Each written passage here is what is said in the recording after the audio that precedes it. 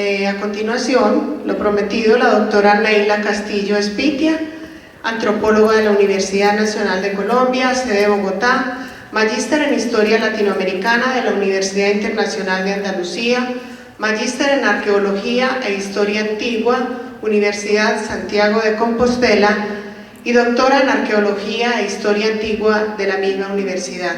Doctora, bienvenida y muchas gracias. Buenas noches. Debo primero agradecer, por supuesto, la posibilidad de estar aquí. Gracias a Lucrecia y su terquedad, ¿sí? Al colegio, a la universidad, por supuesto, por llevar la corriente a Lucrecia. Pues, bueno, yo me atreví a decirle a Lucrecia que el tema que ella proponía en torno a este ciclo sobre saberes ancestrales y tecnologías de punta, pues parecía una ocasión bastante interesante justamente para hacer alguna reflexión en torno a estos dos términos, digamos, que parecen exactamente la oposición perfecta, ¿sí? Saberes ancestrales y tecnologías de punta. Y fíjense ustedes que estamos hablando de dos términos: para lo ancestral, saberes; para la punta, las tecnologías, ¿cierto? Bueno, y sin embargo, pese a esa oposición, cuya razón ya exploraremos un poco más adelante, estamos hablando de dos términos que se encuentran en este momento justamente cuando pareciera que el mundo demanda alternativas frente a lo que se llaman estos tiempos de crisis de cambio climático, global warming, etcétera, ¿cierto? Entonces, en esa perspectiva me parece interesante, ¿sí? No me voy a dedicar obviamente a las tecnologías de punta, ya se han ocupado de eso acá. Yo solamente quisiera contrastar justamente el término de los saberes ancestrales como también como tecnologías de punta, ¿sí?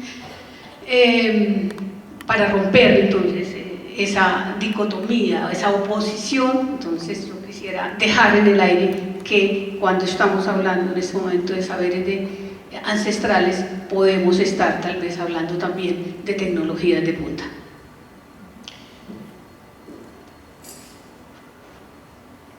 Evidentemente, esta oposición entre dos pares de términos de las tecnologías de punta y los saberes ancestrales, pues va a estar ligado a un momento, su surgimiento, obviamente a un momento histórico preciso, ¿cierto? De todas maneras que encontramos en la propia modernidad, ¿sí?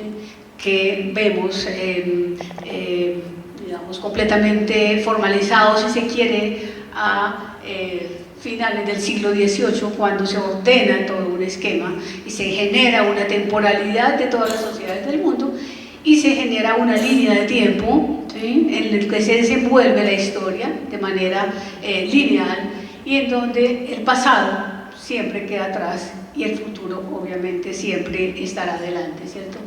En esa oposición de tiempo, del pasado y del futuro, que es obviamente propio de Occidente, ¿sí? Vamos a encontrar cómo se va a terminar haciendo relaciones, digamos, extendiendo las oposiciones y las relaciones que trae, ¿sí? El pasado, ¿sí? El futuro. Evidentemente, en el pasado están los saberes ancestrales, allí están los antepasados, pero en ese pasado también está todo lo que es ya primitivo, todo lo que pasó, ¿sí? Es el mundo de las supersticiones, el mundo de alguna manera de lo superado, mientras que en el futuro, en el presente, en el futuro está lo que es vigente, está lo que es moderno y está lo que es validado como conocimientos, que sería el conocimiento científico. Entonces, en esas oposiciones justamente vamos a ver todo lo que arrastra la idea de los saberes ancestrales frente a las tecnologías de punta. ¿Qué serían Bueno, hay un punto que me parece importante. Estamos hablando de saberes ancestrales y estamos hablando de conocimientos ancestrales, estamos hablando de tecnologías de punta, ¿sí? Para tratar de aclarar un poco desde dónde estamos hablando, ¿cierto? Los saberes ancestrales, ¿sí? Los saberes no son solamente conocimientos, ¿sí? En los saberes hay mucho más que conocimientos codificados, determinados, aislados para la acción. En los conocimientos ancestrales, en los saberes ancestrales, perdón, digamos, pueden estar los conocimientos tradicionales, que algunos a veces lo confunden. Yo creo que no son comparables los conocimientos ancestrales, los conocimientos tradicionales con los saberes ancestrales. Tienen puntos en contacto. Evidentemente, los conocimientos tradicionales, ¿cierto? Son, y también de alguna manera los saberes ancestrales están vinculados allí, como todos aquellos que son portados por sociedades no occidentales, ¿sí? No industriales, ¿sí? Por comunidades y pueblos tradicionales, como se les llama también. Esos saberes, esos conocimientos son elementos fundamentales de ahí, porque no son constitutivos, digamos, de las culturas de esos pueblos. Y bueno, vamos a ver cómo en esos conocimientos, ¿sí? Hay muchas potencialidades realmente que son las que tienen hoy a estos saberes, a estos conocimientos en el mismo nivel de esto que se llamarían las tecnologías de punta. Lo que sí me parece muy importante entonces es esto, pues, o sea, como punto de partida, saber que los saberes ancestrales y los conocimientos tradicionales, las técnicas tradicionales no son un elemento del pasado, ¿sí? Son absolutamente vigentes, ¿sí? Y esos saberes tienen unos modos de conocimiento, por supuesto. No se trata del conocimiento en todas las veces, los conocimientos explícitos, hay muchos elementos que son parte de estos saberes que son tácitos, están implícitos. Sin embargo, esos conocimientos no quiere decir que no se puedan, digamos, transmitir, verbalizar, formalizar, claro que sí. Los conocimientos se les puede hacer eso. Tal vez eso no se puede hacer con los saberes ancestrales, porque los saberes, como les digo, tendrían muchos más elementos, digamos, de la propia experiencia, ¿sí? De pasar por otros circuitos, digamos, del aprendizaje que van más allá del ver y aplicar. Entonces, conocimientos, son saberes ancestrales, por supuesto, tienen una condición y es su transmisión de una generación a otra por vías que no son propiamente la escritura.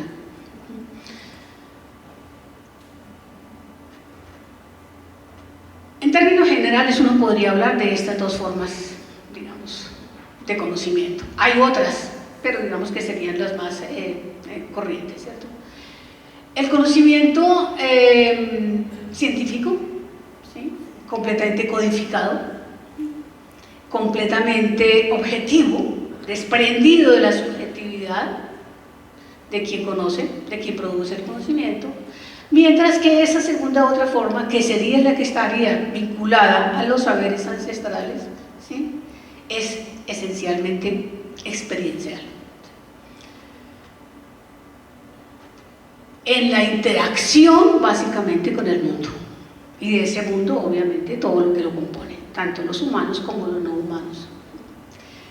Entonces así tenemos que esas dos formas de conocimientos, que son las que estarían en esta polaridad que inicialmente se enunciaba, pues ambos son válidos evidentemente, ¿cierto?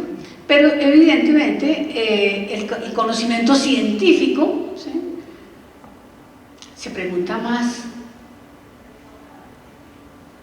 por el por qué y el saber cómo, el saber qué, mientras que los conocimientos ancestrales, tradicionales, realmente que tienen muchos de factores implícitos, no comunicados, ¿sí? Se ocupa fundamentalmente del saber cómo y el saber quién o dónde. ¿Sí? Esas son como las diferencias, digamos, básicas que uno podría encontrar entre ese conocimiento científico y esos conocimientos ancestrales. Independientemente de las diferencias entre uno y otro, lo que sí vamos a definir como conocimientos, ¿sí? Son prácticas sociales que incluyen en ambos casos, tanto en el científico como en el ancestral o en el tradicional, ¿sí? Aunque mucho más claro evidentemente en los conocimientos ancestrales, ¿sí? Los conocimientos son tácitos, ¿sí? Principalmente, ¿sí? Son locales, a diferencia de lo que podría ser el conocimiento científico que pretende la generalización, la universalización siempre, ¿sí?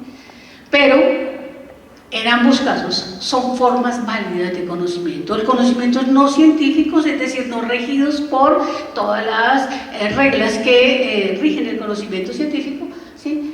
Y los conocimientos científicos y los conocimientos no científicos.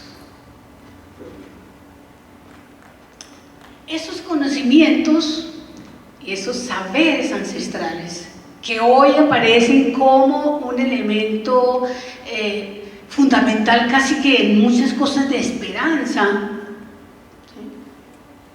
Pues ha sido un tema que ha estado abordado, que ha sido abordado básicamente por dos disciplinas: la antropología y la arqueología. Dentro de la antropología estaría un campo que es el, digamos, más desarrollado en torno justamente al tema de los conocimientos, y es la etnociencia, un campo que tuvo su origen en el siglo XIX, comienzos del siglo XX, ¿sí? Cuando se entendió que los pueblos no europeos, no occidentales, los pueblos indígenas básicamente, tenían unos conocimientos básicamente sobre el mundo que había que conocer, y esto fue un comienzo con el tema de la biología, del conocimiento de las plantas, de los conocimientos de los animales. De esos comienzos, de esa etnociencia del siglo XIX y comienzo del siglo XX, pues ha habido un desarrollo muy importante, ¿sí? Pero es un conocimiento que ha sido básicamente siguiendo los parámetros de la ciencia, porque ha sido la antropología, han sido los biólogos, por ejemplo, en la biología, el campo de la llamada etnobiología, ¿sí? O en la etnoecología, o en todas las etnos, ¿sí? Son básicamente conocimientos que se dan en términos de los métodos de la antropología, que es una disciplina occidental.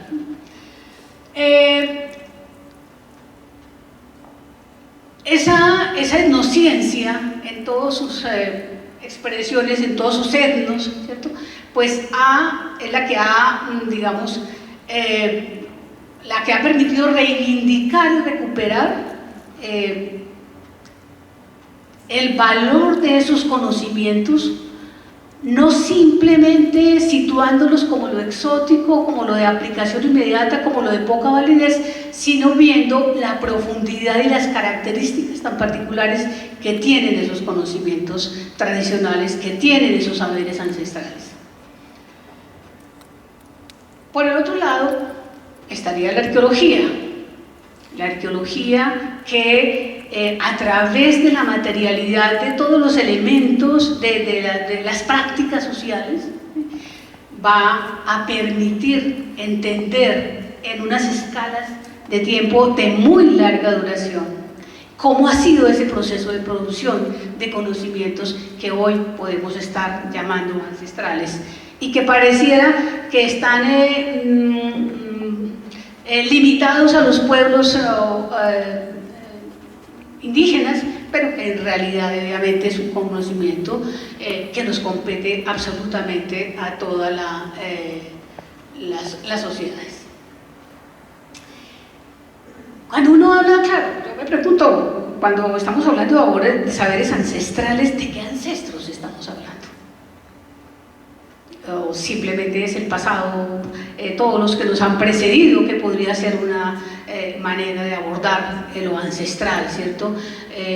Los antepasados por líneas, digamos, de consanguinidad, de descendencia directa. Entonces uno reconoce unos ancestros, pero hay otros ancestros que evidentemente simplemente corresponden a los que nos antecedieron, esos antepasados genéricos que la arqueología ha tratado de rastrear. Y en este caso, esos saberes ancestrales, ¿dónde empiezan?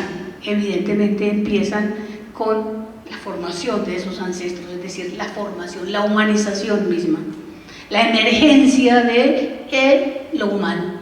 Y en dónde se encuentra esa emergencia de lo humano y dónde lo podemos ver, y los paleontólogos, los arqueólogos, los antropólogos y todo el mundo se hace discusiones muy intensas frente a qué es, dónde empieza eso que es lo humano. Y entonces cuando uno, bueno, ya veo quienes dicen, no, empieza con la herramienta, porque la herramienta es la extensión del cuerpo, ¿sí? Y en esa herramienta que ya no está en el cuerpo es donde podemos empezar a ver cómo se modela esos seres humanos, esa humanidad. Entender lo que significa ese proceso, ¿sí? A través de la herramienta, y voy a hablar de las herramientas de piedra porque a estas escalas de millones de años, ¿sí? Solamente vamos a poder hablarlo a través de las herramientas de piedra, que son las únicas que se conservan. Y entonces cuando vemos estas secuencias de dos diapositivas, dos imágenes, tenemos la imagen de la izquierda, son las herramientas más antiguas que hoy se conocen, es decir, donde hay unos elementos modificados intencionalmente con el fin de obtener una forma específica que sirve para. Estas herramientas tienen 3.300.000 años, ¿sí? Antes se pensaba que los humanos y las herramientas más antiguas podían estar en cerca de 2,5 millones de años, ¿sí? Con estos hallazgos en Kenia se va a remontar casi por lo menos 1 millón de años más la herramienta. Pero ver las herramientas de hace 3 millones y pico de años con respecto a las que tienen los últimos 2 millones de años, ¿sí? Que están en la serie de la derecha, yo quisiera que miráramos el sentido de esas imágenes. Ahí tiene unos números que son básicamente los millones de años que tienen cada una de esos dos pares de herramientas, por pares. ¿Cuál es la diferencia? Realmente es absolutamente mínima con respecto a las anteriores. Evidentemente hay una transformación, lo que podría decir que evidentemente también hay cambios en los procesos de humanización y de hominización, pero si vemos la herramienta en los 2 millones de años que mantiene, las famosas hachas, ¿sí? Pues es la misma forma prácticamente. Y los paleontólogos están diciendo esa forma, ¿sí? Está diciendo que todavía se pregunta, ¿hay humanidad ahí? ¿Sí? O se está atado a una forma que no evoluciona, ¿sí? Las formas se mantienen las mismas por millones de años, como repitiéndolas. La pregunta es, ¿hay lenguaje para transmitir conocimientos, para transmitir la técnica? Y entonces algunos decían justamente esa regularidad y esa repetición podría ser la primera evidencia de tener un lenguaje a través del cual se transmite el conocimiento. Pero también existe otra manera de verlo, y es que la herramienta está atada a una forma, es como si no se pudiera liberar, se repite y se repite y se repite de la misma manera, ¿sí? pero no se puede, no está liberado de la forma. Cosa que ocurre, y esto es una imagen síntesis de todo ese proceso, ¿sí?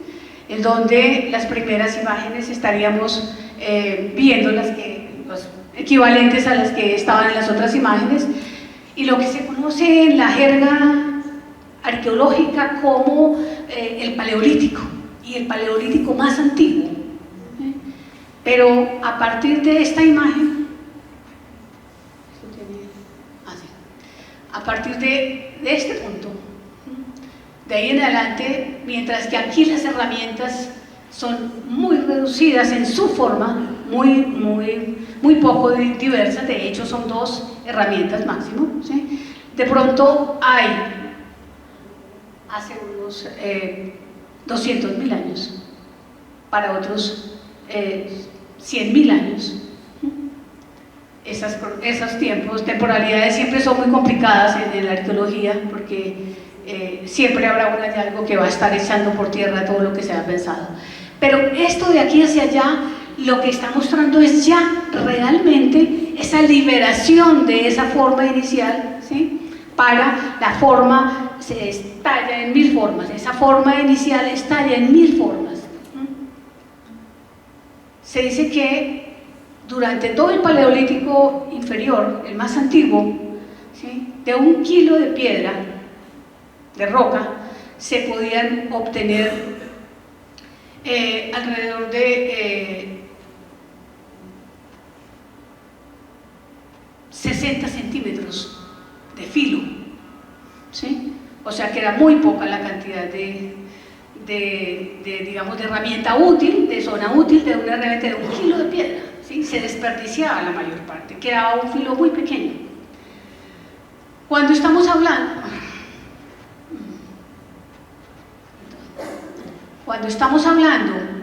de estos momentos, y en los últimos hacia acá, que es lo que se llamaría como el Paleolítico superior, hace unos 30.000 años, 25.000 años, ¿sí? De ese mismo kilo de piedra, de roca, podrían sacarse hasta 100 metros de filo. Entonces, es lo que permitiría ver que ahí hay, ¿sí? Un proceso en donde el hacer no está ligado a una forma, ¿cierto? Sino que hay muchísimas posibilidades, ¿cierto? Y esa variabilidad justamente es la que nos estaría permitiendo hablar ya propiamente del desarrollo de un lenguaje y de la transmisión de un saber que ya no está atado simplemente a la imitación de la forma, que no necesariamente implica, como decía, comunicación oral. Claro que hay siempre comunicación, pero la verbalización pareciera que no es tan necesaria en el capítulo anterior, mientras que aquí, en esta diversidad, sí hay necesariamente un lenguaje que va a permitir la transmisión de las intenciones, de los conocimientos y de toda esta variabilidad. Ahí no solamente es una variabilidad que está en términos de las formas, sino que está una variabilidad que va a estar en términos de las regiones, los espacios y las zonas donde se desarrollan estas nuevas especies.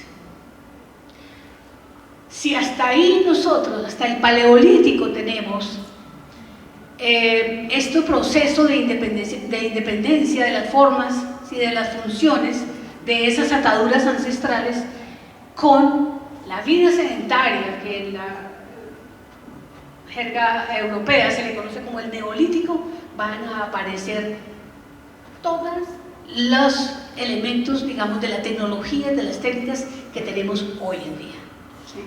Todo va a estar de alguna manera inventado, ¿sí?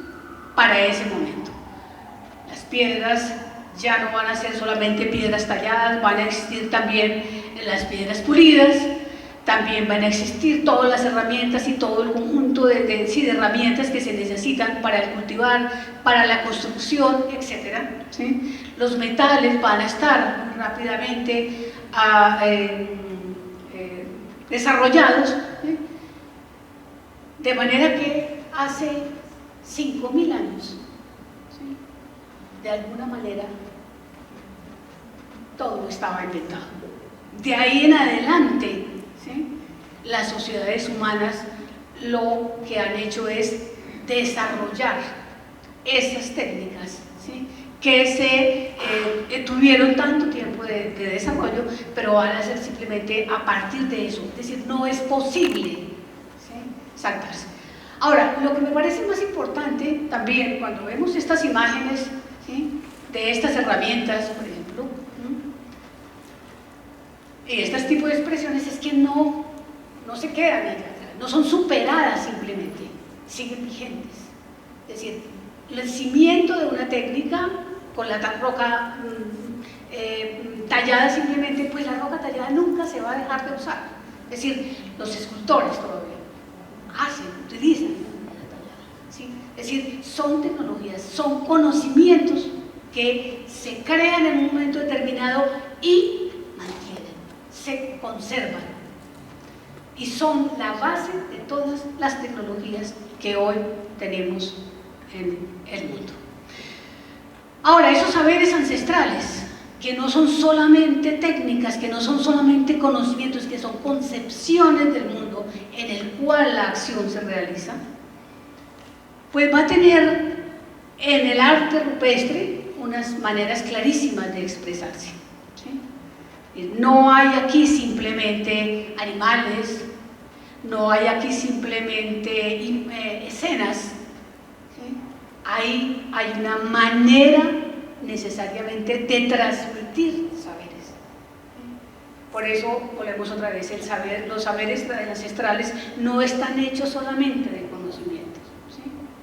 Aquí en las representaciones hay muchísimos más elementos que no son explícitos a la hora de transmitir el conocimiento. Por ejemplo, ¿qué significa la mano, el negativo de la mano?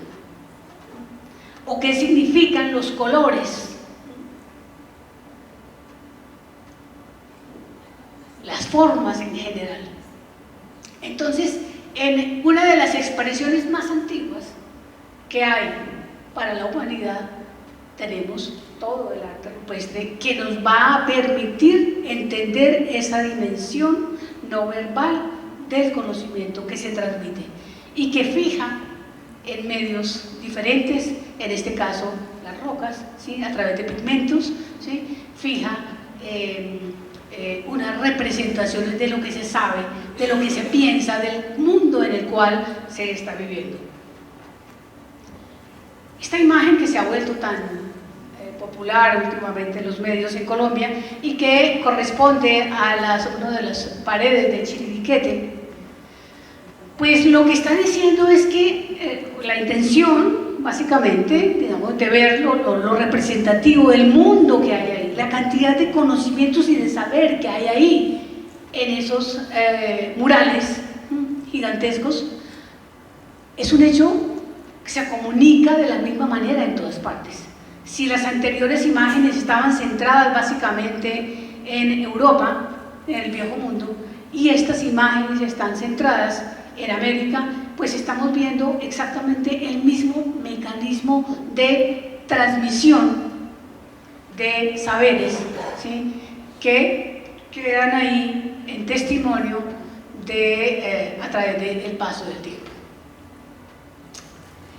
¿Cómo se desarrollan esas?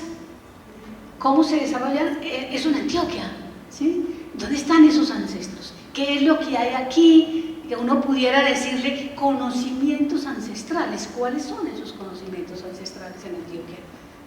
¿Dónde los podemos ver?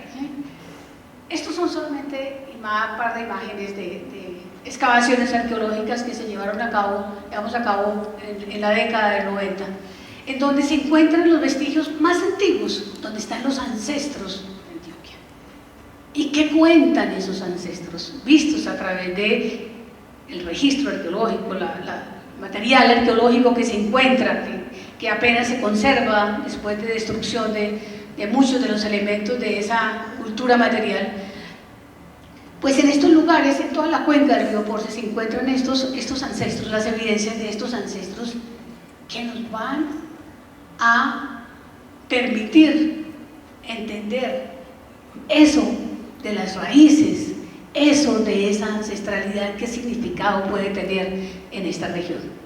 Los ancestros claramente empiezan a aparecer en esta región, ¿sí? Como el reconocimiento de ese origen cuando se empieza el culto a los muertos, el culto a los ancestros.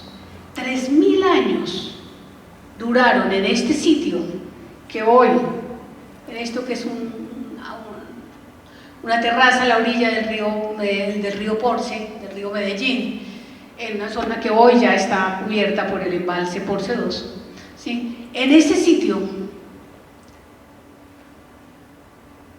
durante 3000 años, desde más o menos 8800 años atrás hasta 5500 años atrás, se estuvieron enterrando, la misma gente se estuvo enterrando en el mismo sitio, generando una suerte de montículo. A lo largo de esos 3500 años, más o menos unas 100 personas fueron enterradas. ¿Por qué 100 solamente y no cientos? Y en esos enterramientos hay hombres, mujeres, niños, parejas, parejas de hombre y mujer. Y en esos enterramientos parecieran ser para personas que por alguna condición, seguramente por tener algún vínculo con algún antepasado, que haya sido el primero que se enterró aquí hace unos 8800 años, es probable que algunas, las personas que tuvieran una conciencia o una información sobre su vínculo con esos descendientes, fueron enterrados allí. Entonces, así se genera el culto a los ancestros para reconocer de esta forma el vínculo con la tierra. Cuando se los entierra, se los pone allí, los cuerpos fueron ¿cómo se llama?, cremados, sometidos al fuego seguramente para desecarlos y para evitar su descomposición, y luego enterrados allí en un lugar que seguramente estuvo cuidado por siempre, porque curiosamente, siendo una excavación tan superficial, a 60 centímetros de profundidad, estaban empezando a encontrarse esos enterramientos, y esos enterramientos se encontraban en perfecto estado, es decir, no estaban desagregados. Habiendo estado allí, podrán un poco ver cómo tienen una posición, por ejemplo, en posición fetal, como era la mayoría de los enterramientos se realizó. Los huesos no estaban dispersos, digamos, sometidos a la acción de animales, no, estaban todos empacados. Lo que quiere decir que estos sitios fue controlado y vigilado durante mucho tiempo. Miren que cuando estábamos haciendo esta excavación, los campesinos de la región se acercaban con mucha curiosidad, porque pues, ¿qué están encontrando? Pero ¿cómo así que están encontrando huesos ahí tan superficiales? Sí, bueno, pero ¿por qué están ahí esos entierros? Entonces otros decían, con razón, en ese lugar, ¿sí?, se oían campanas, se oían tambores y se oían cantos. Era lo que en la tradición oral de los campesinos de la región estaban diciendo que ocurría frente a estos sitios. Es decir, durante 9000 años, a lo largo de 9000 años se transmitió, ¿sí?, la existencia de ese sitio como un lugar sagrado en los que seguramente los cantos, los tambores, las campanas estarían asociadas a los rituales de enterramiento que se realizarían allí.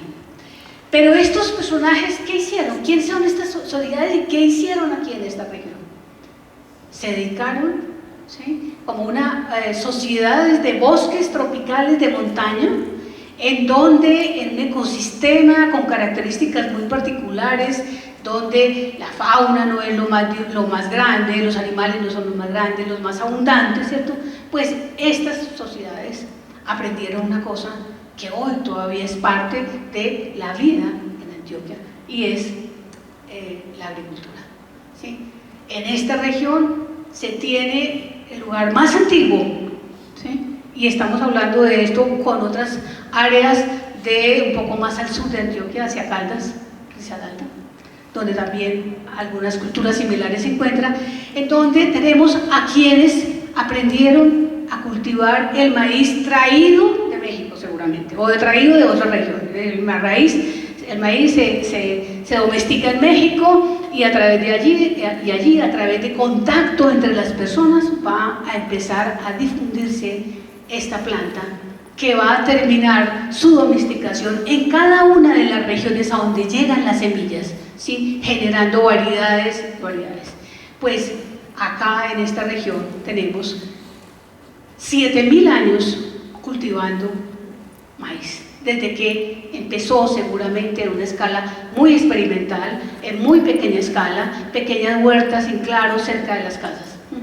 Entonces aquí no solamente está el maíz, digamos, como esta planta emblemática de la dieta en Colombia y particularmente en Antioquia, ¿sí? Pero están todos los otros, está yuca, están las calabazas, está el complejo agrícola, ¿sí? Que va a ser el soporte de las culturas sedentarias que después se van a desarrollar. Entonces es el utillaje básicamente, ¿sí? Donde aparecen las piedras para moler, donde aparecen las hachas con las cuales seguramente, o las herramientas con las cuales seguramente se obraba el piso en la tierra, se abre la tierra para poder sembrar, ¿sí? Pero en este lugar también, además de todos estos desarrollos de la agricultura, que empieza con un proceso de intervención del bosque, de captar las plantas que usaban seguramente, porque las plantas siempre han sido parte de la dieta de los humanos, usaban esas plantas, empiezan a cultivarlas, después empiezan a cultivar estas otras plantas que llegan seguramente de zonas cercanas, ¿sí? Pero también aparece otro de los hitos de las tecnologías y de los saberes que se van a desarrollar aquí en esta región, como es la elaboración de la cerámica, ¿sí? 5.500 años atrás ya se estaba haciendo cerámica en Antioquia, en esta región de Antioquia, una tecnología que había empezado también a elaborarse por la misma época en otras regiones de la costa atlántica colombiana o del Bajo Amazonas. Entonces, en este proceso que sigue después, o sea, tenemos 9.000 años continuos hasta el presente, en donde hay unas sociedades, unas comunidades viviendo en el mismo territorio, transmitiendo los conocimientos de una generación a otra, hasta llegar a ese nivel en donde la agricultura se constituye en la base fundamental de las economías de estas sociedades. Una agricultura que, como les decía, ¿sí? Va a estar conformada por plantas nativas y por plantas exógenas que se están domesticando en un área muy grande que tiene que ver con los bosques tropicales. Desde México hasta Perú, el norte de Chile, donde queda toda la zona tropical, ¿sí? Hasta esa región se están cultivando plantas que van a ser parte de los recursos, digamos, que la gente tiene. Pero lo que quiero enfatizar más allá de la planta es que detrás de todas estas cosas hay unos conocimientos milenarios realmente, que se afinan. Cuando alguien está diciendo y el maíz apareció de pronto, no, el maíz no apareció, es decir, sí apareció de pronto allá, lo empezaron a domesticar a partir del teosinte, etcétera, sí. Pero cuando llega a estas otras regiones fuera de México, ¿sí? Se inician procesos de conocimientos muy profundos que tienen que ver con las condiciones para que la planta todas las plantas sean propicias, sobre el clima, sobre los suelos, sobre la humedad, sobre la temperatura, sobre la manera de procesarlas, etcétera. Pero al lado de esos conocimientos de las plantas, o esos bioconocimientos, como se les dice también, vamos a encontrar, digamos, cantidades de técnicas, la cestería, los tejidos, la preparación de venenos, la preparación, el uso de plantas psicotrópicas o enteógenas, ¿sí? Esa maravillosa cantidad de conocimientos que se están desarrollando de manera genuina y original, ¿sí? En este caso, en el caso de plantas para separar el oro, que después va a ser, obviamente va a ser uno de los desarrollos importantes.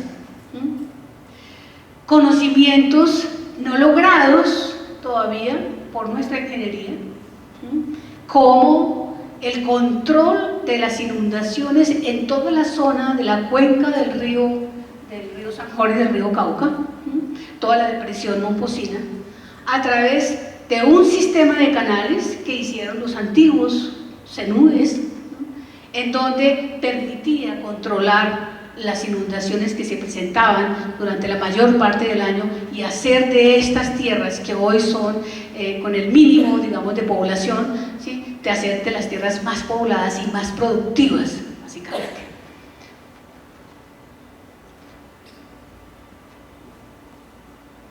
Todos esos conocimientos, ¿qué pasó? ¿Sí? ¿Siguen vigentes? Ya no hay canales en la cuenca del río San Jorge, ya no se controlan las inundaciones. Se intentó por parte de alguna entidad del gobierno hacer una prueba piloto para ver si se podían recuperar esos canales y ese sistema hidráulico de control de aguas, y no fue posible, ¿sí? Por la magnitud, cerca de 1 millón de hectáreas fueron controladas de manera permanente por este sistema de canales. ¿Se acabaron esos conocimientos o cómo se han transmitido o existen ahí? Si no hay con la conquista, digamos, y todo lo que ocurrió con la conquista, si no hay historia escrita, ¿cómo se transmiten esos saberes hasta ahora? Y si ya teníamos una imagen a través del arte rupestre, ¿sí? Pues vamos a dar cuenta que la materialidad cultural, todos esos productos que resultan de las prácticas sociales, ¿sí? Van a ser los recursos mnemotécnicos, ¿sí? A través de los cuales el conocimiento tiene una vía de transmisión. En el mundo indígena no hay nada al azar, gratuito. Todo tiene una razón de ser, todo comportamiento está pautado, todo comportamiento tiene una justificación. De esa misma manera, todo elemento que se produce, bueno, eso está tal vez por la luz no sé muy bien, este es un templo, una de las casas de las cansamarías de los Cobi, los indígenas de la Sierra Nevada de Santa Marta. Entonces, una vivienda en este caso, pues es todo un recurso mnemotécnico para enseñar, no solamente cómo se hace la casa, ¿cierto? Que eso es un asunto participativo, ¿sí? Sino qué se enseña, por qué se construye así, qué hay en cada poste, qué hay en las distancias, qué hay en las alturas, qué hay en el remate del techo, ¿sí? Cada cosa tiene una razón de ser, y entonces esto, digamos que son estos recursos mnemotécnicos, ¿cierto? Sí, son también metáforas para conocer, para saber, para enseñar. Lo mismo pasa, por ejemplo, con actos como el mambeo, con la coca, ¿sí? Evidentemente no es simplemente tener un polvo y unos compuestos allí para ponerlo en la boca y evitar el hambre o evitar, no se trata de eso. El mambeo, ¿sí? A través del poporo, donde está el polvo con el que sirve de medio alcalino para sacar el principio activo de la hoja de coca, pues eso es toda una metáfora, ¿sí? Para enseñar cómo son las relaciones entre hombres y mujeres, ¿sí? Y cómo el mambeo, la coca, el poporo, ¿cierto? Allí, en hacer este acto por parte de los hombres, ¿cierto? Se está reproduciendo un acto de creación, se está reproduciendo una relación sexual entre un hombre y una mujer, ¿cierto? Y esas relaciones tienen unas, digamos, unas pautas culturales que no pueden ser transgredidas y que se enseñan con este acto de nombre. Lo mismo ocurre, ¿sí?, con los rituales, con las danzas, ¿sí?, o en este ejercicio absolutamente perecedero en su superficie de crear figuras que el chamán o el iniciado está viendo y las va poniendo porque necesitan ser apreciadas por, ¿sí?, los maestros. ¿Sí? El ritual, el baile, la danza, ¿sí?, las piezas de cerámica que se van a hacer, cada cosa, ¿sí?, es una manera, tiene una forma de enseñar, ¿sí? Una vasija, vasijas que perfectamente pueden ser básicamente una figura masculina y una figura femenina, ¿sí? Las vasijas nunca serán simplemente vasijas de barro, sino son siempre seres, ¿sí? Muchas gracias. Lo mismo ocurre con, digamos, en tecnologías tan absolutamente maravillosas como son la orfebrería, estas piezas que son, digamos, de sociedades que vivían aquí en Antioquia, de estos que vienen en esta historia tan larga de miles de años, que producen este tipo de piezas, pues evidentemente ahí no hay simplemente el procesamiento de un metal, ¿sí? Desde sacar el oro hasta hacer la pieza, ¿cierto?, va a estar ligado a todo un circuito de conocimiento que termina siendo plasmado en cada una de las piezas, sobre su uso, sobre quién los puede usar, sobre en qué momento se pueden usar. Si bien, bueno, estos son básicamente, digamos, técnicas de trabajo de los metales que son en su momento piezas de hace 2000 años más o menos, ¿cierto? Y ya estaba, digamos, produciéndose esta tecnología de piezas que se llama la cera perdida, que es de lo más avanzado en el desarrollo del trabajo, en el trabajo de los metales. Pues si uno dice que es muy avanzada la técnica de la cera perdida, pues todavía mucho más maravillosa creo que son las formas.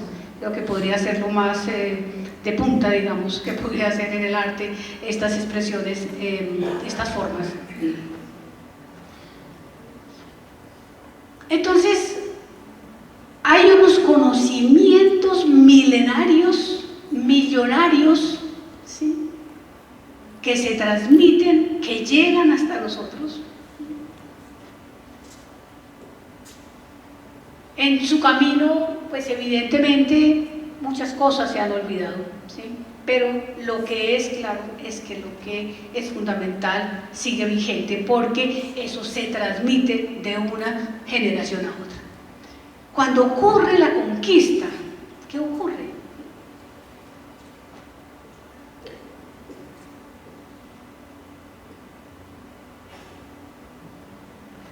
El mundo se organiza de una manera distinta.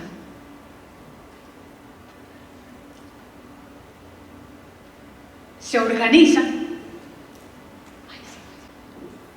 todo este soporte que hizo posible, todos estos conocimientos que hicieron posible la conquista de América, porque solo esos conocimientos, solo esos saberes, solo esas experiencias hicieron posible que la conquista de América se realizara como se realizó.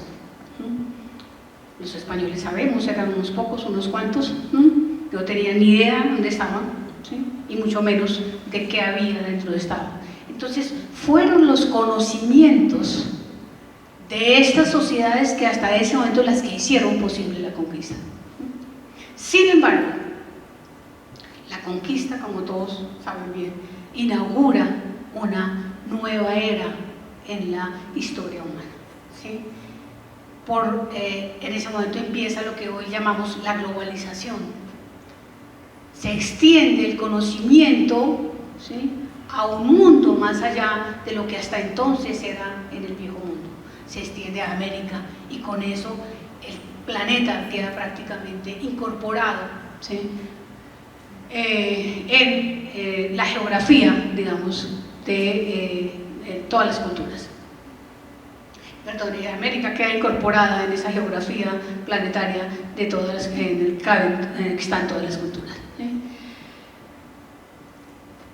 Pero en ese momento, esa transformación implica lo que hoy conocemos como el surgimiento de esta modernidad. El surgimiento, sí, claro, todo el Renacimiento, pues está ambientando, pero es el descubrimiento de América el que potencia y desarrolla realmente estos movimientos que se estaban dando en Europa hacia el siglo XV, ¿no? Y el mundo va a ser dividido en culturas, en esa línea de tiempo que se empieza a tejer y que termina finalmente, sí, con el nacimiento de la ciencia entre los siglos XVIII y XIX, ¿sí? Todas las culturas, pueblos y territorios del planeta, presentes y pasados, son involucrados en una gran narrativa universal, y esa gran narrativa universal va a ser justamente la de una historia, que empieza con unos seres cercanos a los chimpancés y termina en los europeos. Y ese camino, ¿sí?, va a estar ocupado en sus casillas por las distintas culturas del mundo, tanto pasadas como presentes. Y ahí es donde vamos a encontrar la génesis, obviamente, de esto que estamos llamando esa polaridad entre lo ancestral y lo contemporáneo, o lo moderno, o lo de punta. Todas las culturas son incluidas en esa escala. Entonces habrá unas más atrasadas y otras más evolucionadas. Ese concepto de la evolución social, que no viene de la biología, sino justamente viene de la filosofía, empieza a tener sentido cuando se llena cada uno de sus momentos con las culturas, las sociedades descubiertas en todo el ejercicio de la expansión colonial europea, que no va a ser solamente en Europa, sino que termina en África y termina en estas recolonizaciones en el Pacífico, en Australia, en Asia, etc.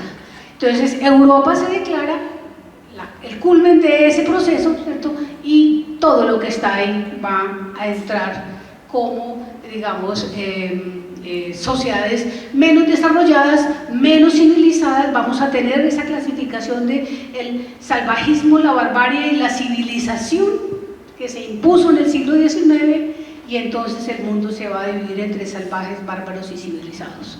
Los salvajes y los bárbaros que se encuentran en los otros lugares, digamos, y otros tiempos, no de la Europa moderna, van a estar entonces necesitados de la mano de Europa para poder salir de esos grados de atraso en los que se encuentran.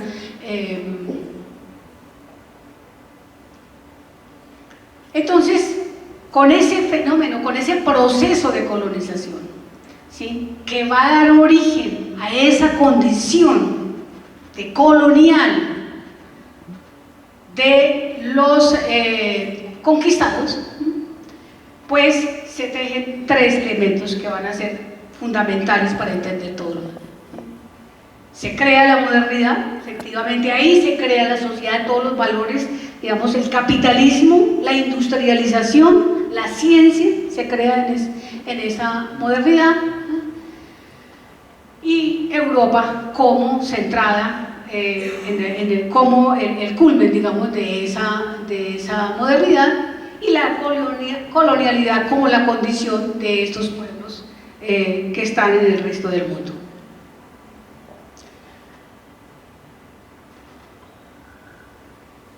La base de ese colonialismo y de esa colonialidad, digamos, que va a emerger en casi todas las sociedades del resto del mundo, ¿sí?, va a estar básicamente en las clasificaciones raciales. Y eso va a hacer que los clasificados como negros, los clasificados como amerindios o como razas, las distintas razas que en su momento en el siglo XVIII y siglo XIX se van a imponer, pues sean evidentemente razas superiores. Esa colonialidad, esas clasificaciones siguen absolutamente siendo vigentes y son la base de las desigualdades y son la base de las valoraciones que se hacen de las producciones culturales de cada una de ellas.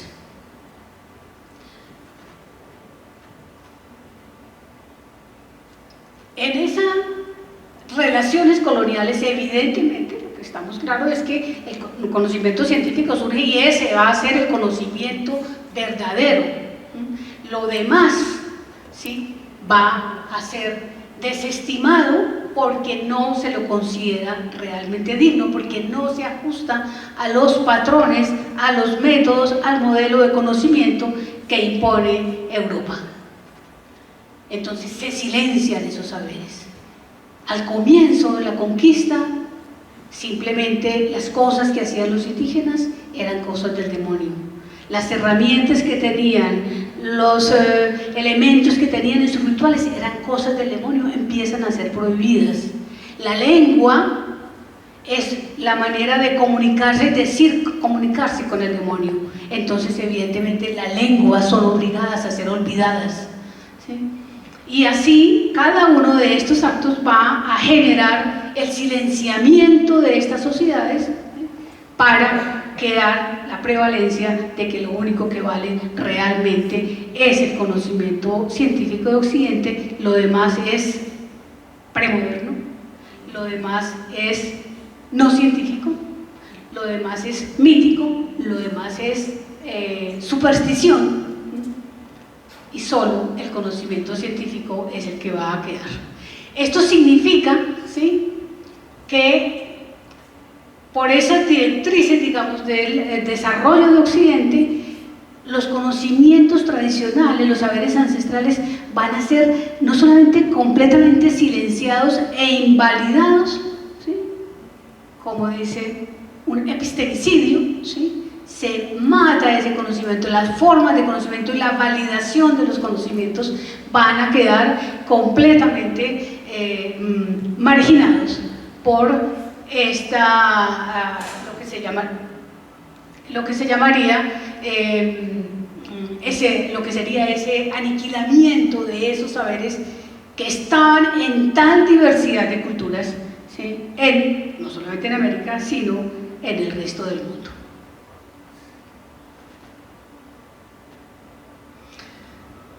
¿Qué pasa con esos conocimientos, con esos saberes que se encuentran ahí?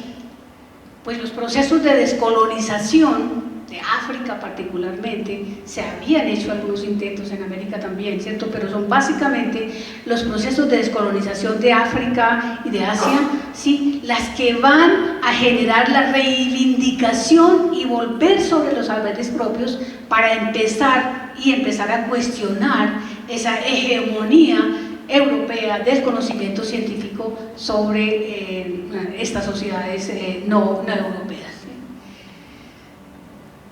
Se va durante todo este tiempo, de todas maneras, siglo XX, estamos hablaba al comienzo de una etnociencia, de una etnobiología que muchas personas, antropólogos, estaban haciendo, investigando esos saberes que estaban allí para generar utilidades de eso, hacer una visión completamente utilitarista de los conocimientos, básicamente en el campo de la biología, ¿sí? Las plantas y los animales que empezaron a ser utilizados, extraídos, apropiados por las industrias, digamos, europeas y del mundo capitalista para, obviamente, producir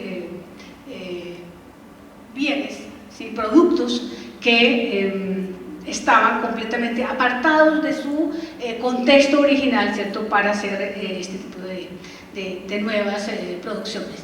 Pues lo más tal vez lo más destacado que se ha utilizado hasta ahora para mencionar el peso de esos saberes tiene que ver con datos como estos, ¿sí?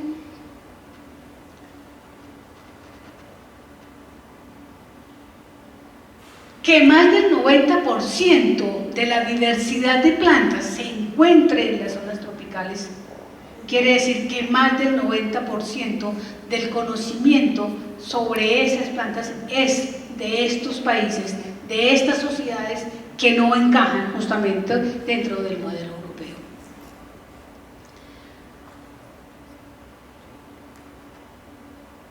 Más de 7.000 compuestos medicinales utilizados por la medicina occidental son derivados del conocimiento de las plantas.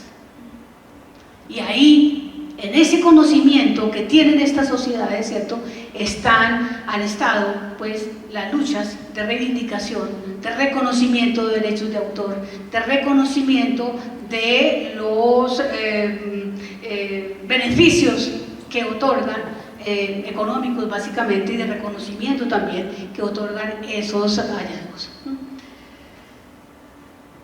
Lo que quiere decir es que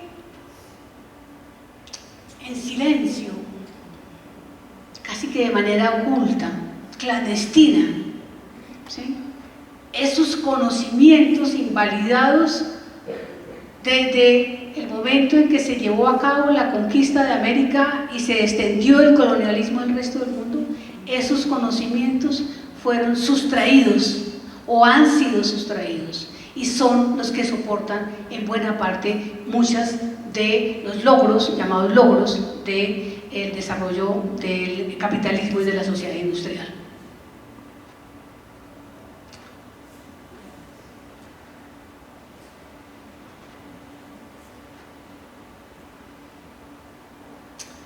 El reconocimiento de esas dimensiones de los aportes, ese reconocimiento de esos aportes silenciosos de esos conocimientos, ¿sí?, son los que hoy saltan a la palestra.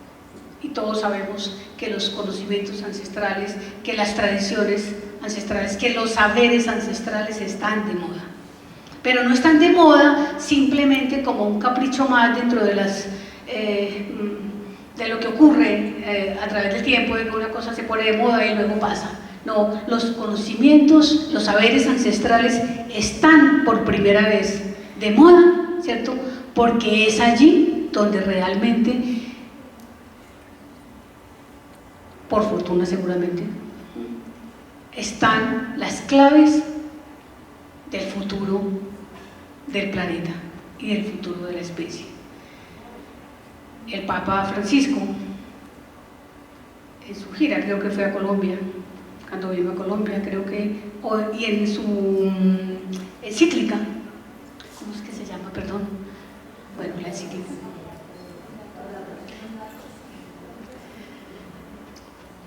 Reconoce, ¿sí?, que en los saberes ancestrales de los pueblos indígenas está realmente el futuro del planeta, ¿sí?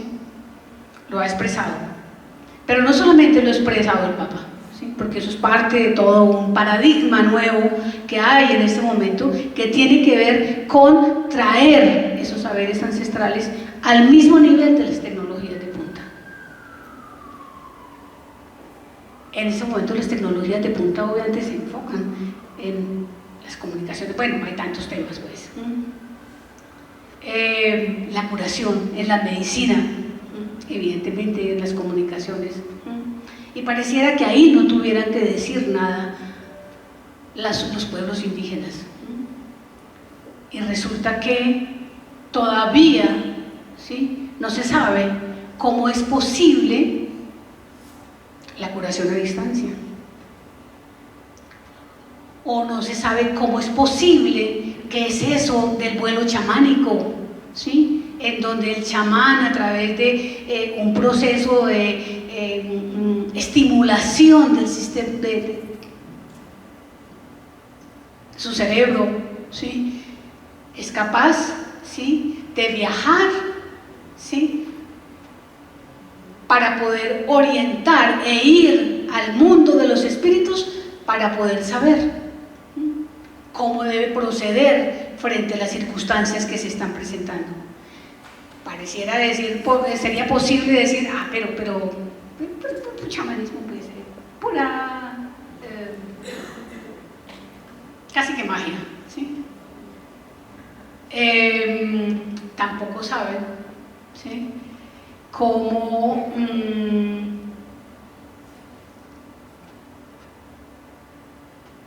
se procesan sustancias como enteógenos, pues como yagé, ¿sí?, que no son solamente una planta que se saca allí, que se procesa, sino que tiene que ver con el momento de la recolección, que tiene que ver con la combinación de las partes, que tiene que ver con el proceso de extracción. Ese tipo de procesamiento no se ha podido hacer con el yagé para obtener un producto, digamos, equivalente. Pero en donde tal vez sea mucho más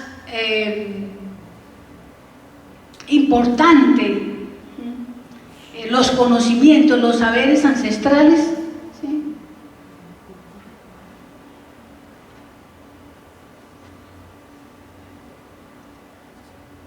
va a depender completamente de esto que se llaman los procesos de descolonización. Es decir, mientras que no reconozcamos que hay otras formas de conocer, que no simplemente están amparadas por el método científico, que hay otras maneras de conocer, y que esas otras maneras de conocer son tan válidas como las que presenta el conocimiento científico, que esas otras maneras de transmitir el conocimiento son tan válidas que no necesitan necesariamente de la escritura, que es posible transmitirlas, ¿sí?, y hacerlas operativas. Mientras que eso no se reconozca, o en tanto eso se reconozca, ¿sí?, todo este cúmulo infinito de conocimientos olvidados, silenciados, aprovechados, sustraídos, ¿sí?, va a ser posible utilizarlo para realmente encontrar nuevas opciones que no estén solamente en la tecnología, ¿sí?, que Occidente ofrece, o la sociedad industrial ofrece en este momento. Hay que reconocer, ¿sí?, hay que incluir, hay que reconocer, aprender y compartir conocimientos y prácticas, ¿sí?, con los pueblos que habitan esos territorios. No en condiciones, como se espera, como algunos piensan, no en condiciones simplemente de proveedores de la información, sino realmente como unos sujetos dueños, ¿sí?, productores de ese conocimiento que podría aplicarse más allá de sus límites y que podrían ser realmente una alternativa para el mundo. Cuando hablamos entonces de saberes, esperaría quedar en el aire, ¿sí?, que esos saberes ancestrales son tan vigentes como lo son los conocimientos europeos occidentales, los conocimientos científicos, y esos conocimientos científicos de vanguardia, si quieren, están en el mismo nivel de estos conocimientos milenarios y ancestrales.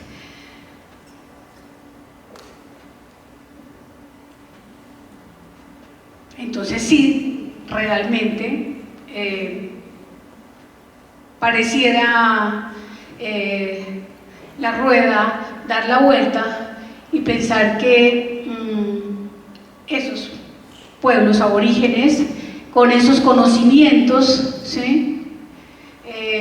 Tachados en su momento de poco avanzados, en realidad son los que están ofreciendo en este momento la posibilidad o vías para resolver las crisis ecológicas, la crisis generada en el planeta por el cambio climático.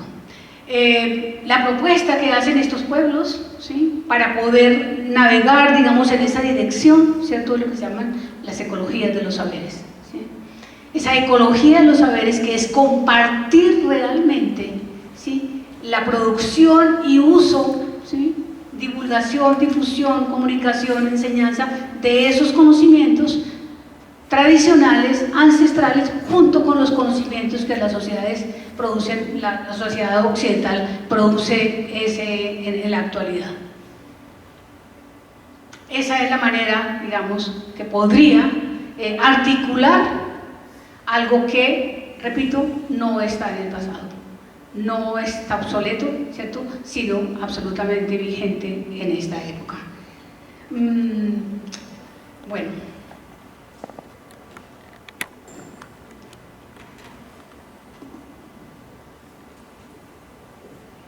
lo que terminaría por decir es que frente a esa polaridad aparente, ¿sí?, de los saberes ancestrales y las tecnologías de punta, podríamos volver sobre los términos si hablamos de saberes ancestrales y saberes de punta. ¿Son posibles los saberes de punta?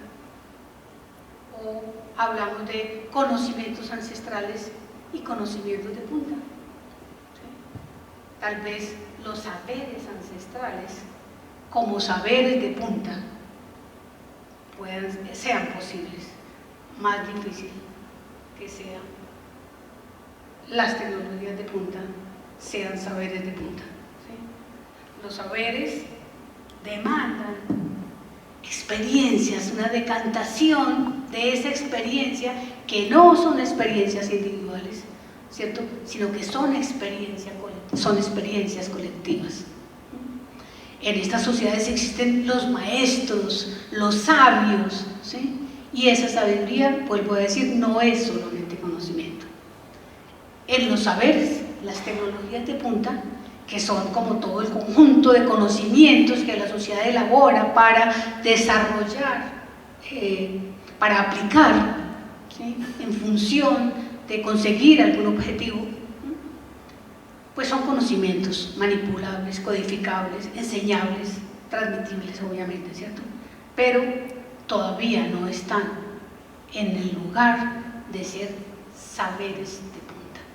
Son tecnologías de punta, como efectivamente bien, digamos, está nombrado. O sea que eso que parecía una contradicción entre saberes tradicionales y tecnologías de puntas es una manera absolutamente precisa de definir las dos clases de conocimientos que hay ahí al lado.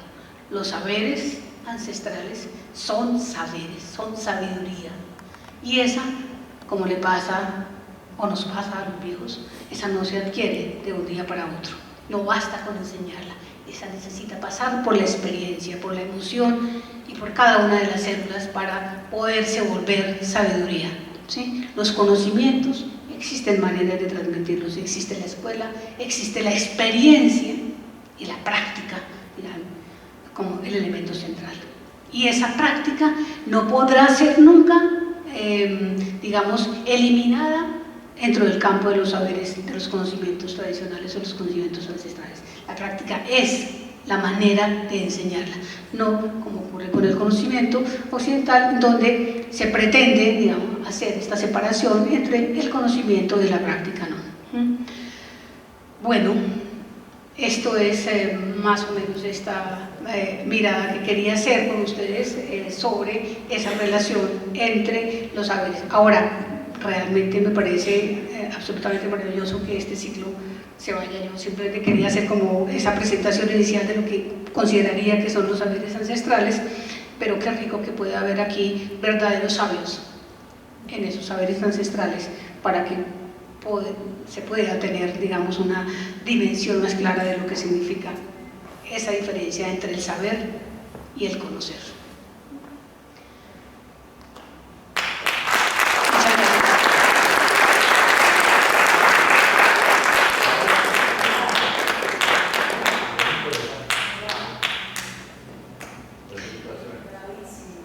Bueno.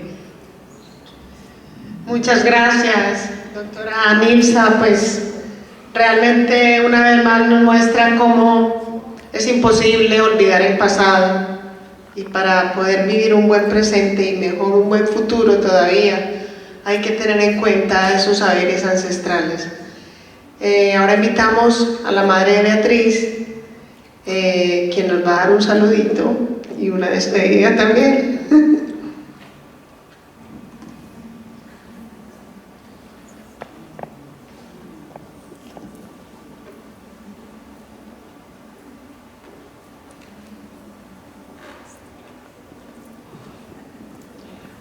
Bueno, simplemente que nos dejas muchos interrogantes y sobre todo muchos deseos de seguir profundizando y volviendo a descubrir lo que nos han dejado los ancestros.